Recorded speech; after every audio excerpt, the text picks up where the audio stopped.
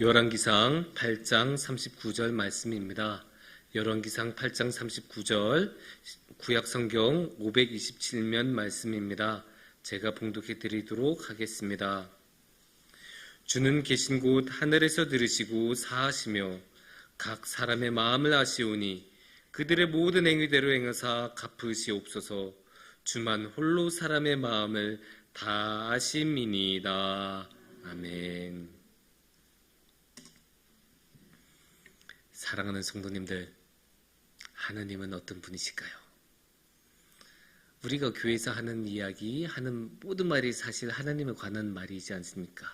우리가 이렇게 나눈 말씀, 교회에서 나눈 설교, 교회에서 나누는 모든 이야기들이 다 하나님에 관련된 것인데 그만큼 우리에게는 하나님이 너무나 중요하신 분이시죠. 하지만 너무나 중요하신 분이신데 우리가 하나님에 대해서 이야기한 거는 아무리 많이 해도 부족해요. 왜냐? 하나님은 너무너무 크신 분이셔서 우리가 이 정도 되면 하나님 대해서 좀 알지 않나 싶은데 보면 또 이만큼이나 모르고 알면 알수록 하나님에 대해서 모르는 부분이 더 많아져요. 그래서 우리는 하나님에 대해서 정말로 더 열심히 항상 알아야 돼요. 왜냐하면 하나님을 아는 게 우리 삶에 우리 신앙생활에 너무나 유익이 되는데 하나님은 너무나 크신 분이기 때문에 하나님에 대해서는 우리가 다 알 수가 없어요. 그래서 우리가 최대한 노력해서 알 수 있는 만큼 최대한 더 많이 알려고 노력을 해야 돼요. 그래서 하나님에 대한 이야기를 나누는 것은 언제 어디서나 항상 과함이 없습니다. 그래서 오늘 이 시간에도 하나님에 관한 이야기를 좀 나눠봤으면 좋겠습니다. 하나님은 어떤 분이시냐? 물론 무턱대고 하나님은 어떤 분이시냐라고 하면 무슨 스무고개 하는 것도 아니고 어떻게 막 이야기가 시작이 되지 않잖아요. 그래서 오늘의 말씀을 통해서 한번 하나님이 어떤 분이신지를 살펴볼 생각입니다. 오늘의 말씀은 어떤 말씀일까요? 열왕기상 8장 말씀인데 열왕기상 8장은 솔로몬이 기도드리는 모습이에요. 근데 그냥 기도드린 게 아니고 솔로몬이 무엇을 만들었을까요? 솔로몬이 성전을 완공했어요. 성전 딱 멋있게 딱 만들고 나니까 물론 이거는 아니죠. 이제 이거일 텐데 이렇게 된 멋있는 성전을 딱 만들고 나니까 그냥 이제 입당할 수가 없잖아요. 그래서 봉헌식을 드려요. 봉헌식을 드리면서 이제 기도를 드리는 거예요. 그러니까 이 봉헌식에서 드리는 기도니까 얼마나 신경을 쓰고 마음을 다해서 정성을 다해서 간절하게 드렸을까요? 그래서 이 기도의 말 한마디 한마디는 우리가 굉장히 깊이 있게 생각할 만한 그런 모습이 가득 담겨있는 그런 기도라고 할 수가 있습니다. 그리고 실제로 이 구절, 이 기도 중에서도 그 긴 기도 중에서도 이 39절 말씀에는 하나님에 관한 모습이 아주 깊이 들어있기 때문에 우리가 함께 나누기 아주 좋은 말씀이라고 이야기해 볼 수 있을 것 같습니다. 그러면 이 39절 말씀에서는 하나님에 대해서 뭐라고 말씀하실까요? 하나님에 관한 그 여러 모습 중에서 이 39절에서는 크게 세 가지 이야기를 우리가 볼 수 있는데 첫 번째는 하나님은 들으시는 분이세요. 39절 처음에 보시면 이렇게 나옵니다. 주는 계신 곳 하늘에서 들으시고 사하시며 주는 계신 곳 하늘에서 들으시고 사하시며 이렇게 말씀하고 계세요. 하나님은 들으시는 분이에요. 근데 이 듣는다는 이야기가 그냥 단순하게 청각이 있다 이런 뜻이 아니겠죠. 그러면 이 듣는다는 것은 무슨 뜻일까요? 하나님은 우리에게 관심을 가져주신 분이란 거예요. 듣는 게 그냥 아무 소리나 듣는다는 뜻이 아니잖아요. 여기서 하나님이 뭐 새 이렇게 지나가는 소리, 뭐 술에 이게 끽끽 대면서 가는 소리 그런 거 듣는다는 게 아니잖아요. 우리가 하는 말, 우리가 드리는 기도 이런 거를 들어주신다는 게 이 들으신다는 거잖아요. 근데 이렇게 듣는다는 것, 우리의 말을 듣는다는 것은 그만큼 우리에게 관심을 갖고 계신다라는 뜻이에요. 그거 어디서 볼 수 있냐? 아이를 키워보신 분들은 아세요. 애들 TV 보고 있으면 표정이 이래요 정말. 그러면 옆에서 이빨 닦아서 안 들려요. 근데 여러분 애들만 그런 줄 알아요? 아십니까? 아니에요. 남편들도 비슷해요. 좀 자세가 다르죠. 여보, 청소 다 했어? 청소 다 했냐고? 그러면 이제 화가 나기 시작하죠. 탁탁. 여보, 청소 다 했냐고? 아, 왜 때려? 말로 해, 말로. 아, 내가 3번이나 말했잖아. 아, 나 못 들었어. 이렇게 되는데, 근데 그 남편이 한 말, 거짓말 아니에요. 진짜 안 들렸어요. 진짜 안 들렸어요. 그거 거짓말 아니에요. 왜냐? 모든 관심이 TV에 가 있으니까. 아니, 지금 야구에서 역전이 되냐 마냐, 이 중요한 순간에 청소했냐 마냐, 이런 이야기가 귀 들어오겠습니까? 안 들어와요. 그러니까 이제 직접적인 실력 행사를 해야 이제 조금 귀가 들릴까 말까 하는 거죠. 이렇게 듣는 거는 뭐예요? 관심이에요. 근데 하나님은 뭐라고 나와요? 들어주신다고 하잖아요. 우리를 들어주신다고 해요. 우리의 말을 들어주시고 우리의 기도를 들어주신다는 거는 뭐예요? 우리에게 관심을 가져주신다는 거예요. 근데 이 들어주신다는 게 더 은혜로워요. 왜냐? 방금 전에 39절 그 앞부분을 우리가 다시 한번 보면 주는 계신 곳이 어디라고 나와요? 하늘에서 들으시고. 그냥 아무 데서나 들으신 게 아니에요. 하나님은 하늘에 계시고 하늘에서 들으신대요. 하나님이 하늘에 계시고 우리 다 아는 이야기죠. 우리가 사도신경에서도 항상 그렇게 이야기하고. 한 우편에 앉아 계시다가 당연히 하나님은 천국에 계시는 분이죠. 아버지 하나님 당연히 천국에 계십니다. 근데 이 천국에서 하나님이 들어주신다고 하는 거예요. 하나님이 천국에 계신 분이 사실 우리 이야기 들어주신 이유가 뭐가 있습니까? 안 들어줘도 돼요. 하나님은 그냥 편하게 천국에서 우리 없이도 얼마든지 편하게 사실 수 있는 분이세요.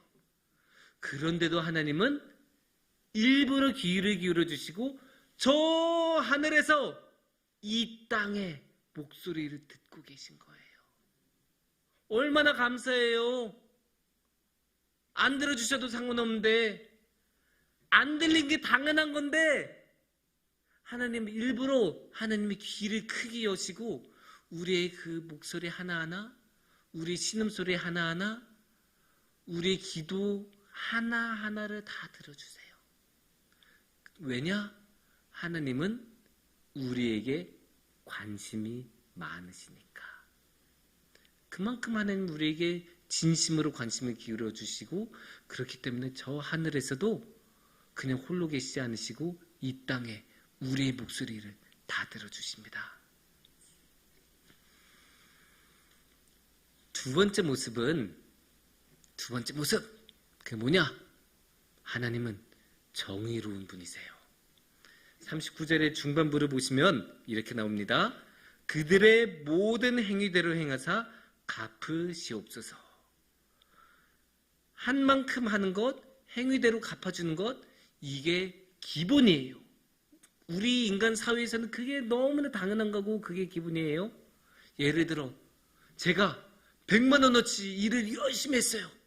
근데 주는 건 10만 원이에요. 그게 뭐라고 합니까? 노동착취라고 하지 않습니까? 제가 근데 반대로 10만 원짜리 일을 했어요. 근데 제가 회사한테 100만 원 달라고 할 수 있습니까? 물론 말은 할 수 있겠죠. 근데 100만 원 주는 회사가 어디 있겠습니까? 없죠. 당연히 없어요. 10만 원짜리 일을 하면 10만 원을 받는 게 당연하고 100만 원짜리 일을 하면 100만 원짜리 일을 하는 게 당연해요. 그런데 안타깝게 세상은 그렇게 당연하게 흘러가지 않아요. 이게 기본이고 이게 당연한 것인데 우리나라만 해도 임금 체불이 얼마나 심한지 몰라요. 제가 통계청의 통계를 한번 확인해 봤는데 올해 2025년 3월까지, 지금이 6월이죠. 6월까지도 아니에요. 3월까지 우리나라에서 신고된 임금 체불액이 6천억 원이에요. 6천억 원. 얼마나 큰 액수예요. 근데 생각해보세요. 그게 신고된 액수만 6천억 원이에요. 그러면 실제 액수는 훨씬 클 수도 있다는 거예요. 이만큼 우리나라에서는 이 가장 기본적인 한 만큼 준다, 행위만큼 갚아준다, 이게 안 되고 있는 거예요. 그런 가운데 하나님은 이거 해주신다고 하니까 얼마나 은혜로워요. 이 기분만 해도 너무나 감사한 거예요. 이게 당연하고 기분인데 이 기분이 안 지켜져요. 그게 되게 힘든 거거든요. 근데 이게 어찌 돈 관계에서만 그러겠어요? 인간관계, 행동하는 거 다 비슷해요. 제가 열심히 일해서 혼자 다 청소했는데 아무도 칭찬 안 해주고 그냥 다 지나가면 한두 번 그렇지만 나중에 결국 속으로 아무도 안 알아주네. 저 청소 그만할까? 막 이렇게 생각하게 돼요. 사람이 그래요. 원래 열심히 일하다가도 안 알아주고 행위만큼 보상을 못 받고 하면 그래도 열심히 하시는 분들이 계시지만 마음 한켠에는 서운한 마음이 생겨요. 그 사람이 이상한 거 아니에요? 그게 사람의 당연한 모습이에요. 당연히 행동한 만큼 받고 싶은 건 너무나 당연한 거고 또 그런 만한 권리도 있어요. 그게 사람이에요. 당연히 행동한 만큼 행위만큼 받아야죠. 또 반대로 잘못한 거 있으면 잘못한 것만큼 벌을 받는 게 당연한 것 아니겠습니까? 하지만 우리가 사는 인간 사회는 안타깝게도 그러지 않아요. 힘 있는 사람들은 아무리 큰 죄를 저질러도 어떻게든 쑥쑥쑥 빠져나가요. 아무리 증거가 확실해도 그 친구 좀 이상한데요? 막 하면서 어떻게든 빠져나가더라고요. 예전에 그 어떤 미식 축구 선수가 그 장갑 딱 그 살인 사건이 일어났는데 그 장갑도 딱 맞고 그 장갑에 DNA도 발견됐대요. 근데 원래 과학상 DNA 일치 100%는 안 떠요. 항상 99.9% 이렇게 나오죠. 근데 99.9%라고 그 과학계에서 딱 이렇게 내놓으니까 변호사들이 뭐라고 하냐? LA에 사는 사람들이 300만 명 정도 되니까 99.9%면 0.1%인데 0.1%면 한 300명 정도가 그러니까 맞을 가능성이 있다. 이런 식으로 궤변을 해서 빠져나가요. 장갑에서 DNA가 나오는데도 그것도 안 된대요. 그래서 이런 말이 있어요. 법이란 큰 물고기만 빠져나가는 촘촘한 그물이다. 이런 이야기가 있어요. 반면에 힘없고 약한 사람들한테는 한없이 엄격한 게 법이에요. 우리나라에서는 어떤 일일까지 있었냐? 800원. 800원이면 요즘 편의점에서 뭐 사기도 어려운 금액이에요. 근데 버스 기사가 800원을 횡령했다고 잘린 적도 있어요. 우리 생각에는 물론 횡령은 당연히 잘못된 건데 800원 정도면 그냥 그 자리에서도 갚을 수 있는 금액이잖아요. 뭐 엄청나게 이자가 발생하면 얼마나 발생하겠습니까? 그 횡령이 당연히 잘못된 건데 그거 뭐 경고를 하든 뭐 연봉에서 월급에서 좀 깎든 이러면 되는 일일 것 같은데 아예 직장을 잃었어요. 이런 일들이 우리나라에서는 일어나요. 힘 있는 사람은 행한 대로 절대, 힘없는 사람도 행한 대로 절대 그대로 갚아주지 않는 그런 모습을 우리나라에서는 너무나 자주 볼 수 있는데 하나님은 어때요? 행한 대로 갚아주신다고 하잖아요. 이 행한 대로 갚아주는 게 정의의 가장 기본이에요. 이 기본을 하나님께서는 해주신다고 하잖아요. 그러니까 이 불의한 사회 가운데 살아가는 우리 같은 사람들은 이런 정의로운 하나님 볼 때 얼마나 감사해요. 이렇게만 해줘도 우리 마음속에 억울함이 없어요. 우리 마음속에 응어리침이 없어요.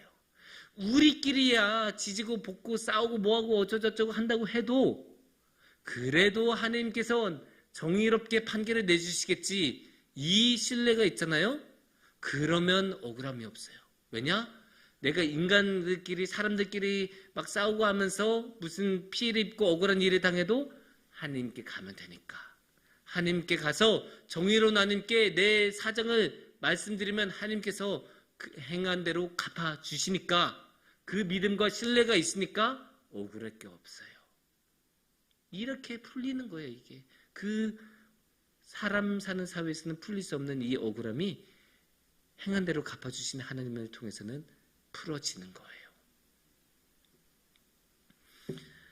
세 번째로 하나님은 우리의 마음을 아시는 분이에요.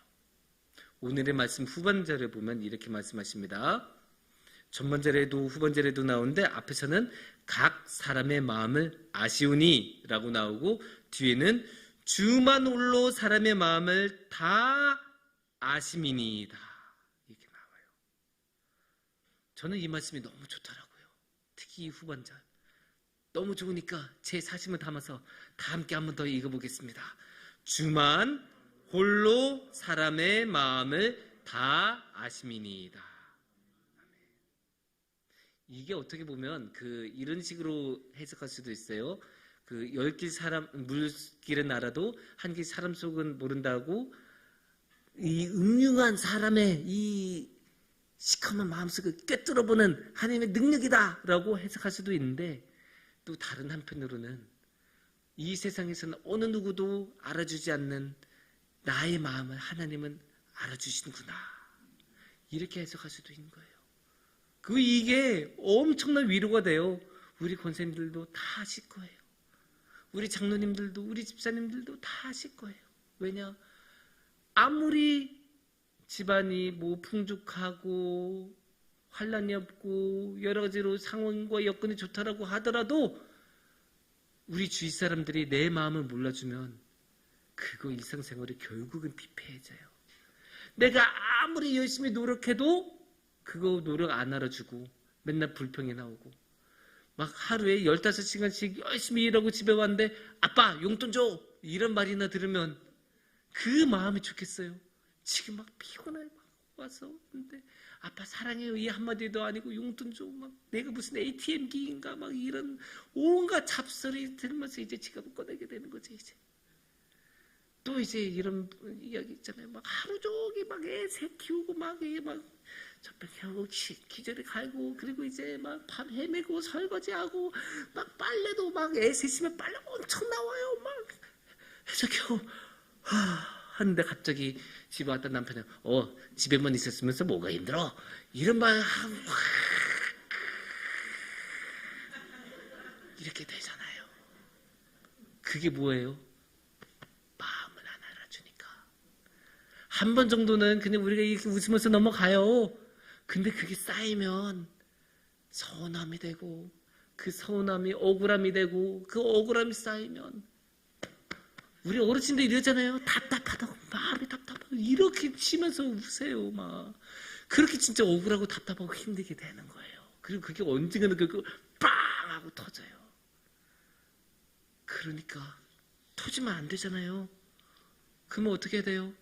알아줘야죠. 마음을 알아줘야죠. 근데 이 세상은 안 알아줘요. 이 세상은 절대 안 알아줘요. 이 세상은 우리가 아팠었던지 바쁘던지 우리가 애가 넷인지 다섯인지 관심 없어요. 세상은 결과만 봐요. 결과를 만들어냈냐 아니냐, 제때 왔냐 안 왔냐, 100개 만들어냈냐 안 했냐, 이것만 봐요. 과정 같은 거, 사정 같은 거 절대 안 봐줘요. 그러면 가족이라도 그 사정을 알아주고 마음을 달래줘야 되는데, 아시다시피 제일 깊숙이 빚을 꽂는 사람들이 가족이에요. 가족한테도 기대면 안 돼요. 그래도 다행인 게 이 세상에는 한 분은 우리가 기대시는 분이 계세요. 하나님이세요. 우리가 하나님한테는 기댈 수가 있어요. 왜냐? 오늘의 39절 말씀에서 뭐라고 나왔습니까? 주만 홀로 사람의 마음을 아심이니이다. 다 아심이니이다. 하나님은 우리의 마음을 아세요. 우리가 얼마나 슬퍼하고, 우리가 얼마나 힘들어했고, 우리가 얼마나 피눈물을 속으로 흘렸는지 하나님은 알아주세요. 이 세상에 어느 누구도 안 알아주고, 우리 가장 가까운 가족마저도 그거 몰라줄 때 하나님만큼은, 그래, 너 진짜 힘들었지? 괜찮아. 내가 같이 있어. 내 품에서는 울어도 돼. 이렇게 말씀해 주신 분이 하나님이세요. 이런 분이 계시다는 게 얼마나 우리에게 위로가 됩니까? 정말 아무도 안 알아줘서 벼랑 끝에 몰린 것 같은 느낌이 들고, 내가 마음 둘 곳 이 세상에 어느 한 곳 없구나라는 마음이 들 때, 그런 생각이 들 때 하나님께서는 우리를 감싸 안아주시고, 아니야, 내가 있어. 걱정하지 마. 나한테는 다 털어놔도 돼. 나는 네 마음 다 알고 있어. 괜찮아. 안 괜찮아도 괜찮아. 그렇게 말씀해 주신 분이 하나님이세요. 이런 하나님이 계신 게 얼마나 감사합니까? 우리를 들으시고 우리에게 관심을 가져주시고 우리에게 정의를 베풀어 주시고 우리가 한 만큼 다 평가해 주시고 또 우리의 마음까지 알아주신 하나님, 이런 분이 계시다는 게 얼마나 큰 감사한 일입니까? 사랑하는 성도님들, 어떻게 보면 우리의 인생은 한평생 하나님을 찾아가는 인생이라고 할 수 있습니다. 그리고 솔로몬의 기도에서는 그런 하나님의 모습을 우리가 조금 살펴볼 수 있을 것 같습니다. 하나님은 들으시고 우리에게 관심을 가져주시고 정의롭게 평가해 주시고 우리의 마음을 아시는 분이십니다. 그런 하나님, 우리를 사랑하셔서 우리 곁에 어떻게든 오시라고 하시는 하나님, 그 하나님과 언제나 함께 하시고 그 하나님과 복된 삶을 누리시기를 축원합니다. 함께 기도드리겠습니다.